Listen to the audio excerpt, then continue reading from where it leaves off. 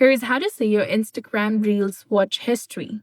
First of all, you need to go ahead and launch your Instagram application on your mobile device, log into your account, then tap on your profile picture icon from the bottom right corner of your screen, then tap on the three lines in the top right corner to access your settings. Now from this page, you need to tap on your activity option, which is in the section of how you use Instagram. Go ahead and tap on that.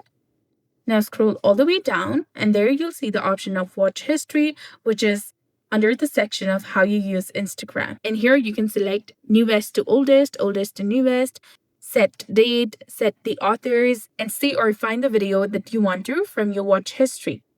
So that's it for this video. I hope you found this helpful. This is how you can go ahead and access your watch history on Instagram.